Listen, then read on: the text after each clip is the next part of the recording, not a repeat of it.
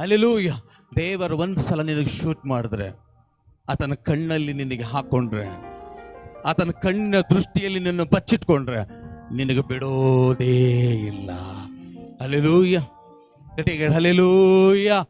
ಯಾಕೆ ಗೊತ್ತಾ ಪ್ರಿಯ ದೇವಜನರೇ, ನಿಮಗೂ ಮೇಘ ಸ್ತಂಭ, ಅಗ್ನಿ ಸ್ತಂಭ ಗೊತ್ತು, ಅವ್ರಿಗಿಲ್ಲ. ಇವತ್ತು ನಿಮಗೂ ಬಿ ಅದೇ ಬೆಳಕು ಬರ್ತದೆ.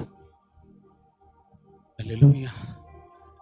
ನಂಬಿದೆ ಆದರೆ ಆತನ ಮಹಿಮೆ ಕಾಣುವೆ. ರಾತ್ರಿ ಚಳಿ ಆಗ್ತಾ ಇತ್ತು ಇಸ್ರಾಯೇಲ್ರಿಗೆ. ಕಾಸ್ಕೊಳ್ಳಕ್ಕೆ ಎಲ್ಲಿಂದ ಹಾಸ್ಯ ಕಟ್ಟಿಗೆಗಳು ತರಬೇಕು, ತರಲಿಲ್ಲ. ಬೆಂಕಿ ಅಲ್ಲಿಂದ ಪ್ರಾರಂಭವಾಯಿತು, ಆಕಾಶಕ್ಕೆ ಹತ್ತುತ್ತದೆ ಬೆಂಕಿ. ಬಿಸಿಯಾಗಿ ಅವರನ್ನ ನಡುಗುವುದನ್ನ ನಿಲ್ಲಿಸ್ತು. ಕಾಡು ಮಧ್ಯದಲ್ಲಿ, ಹುಲಿ, ಸಿಂಹ, ಕರಡಿ ಮಧ್ಯದಲ್ಲಿ ದೇವರವರಿಗೆ ಇಕ್ಕದನು, ಯಾವ ಹಾನಿ ಮಾಡಲಿಲ್ಲ.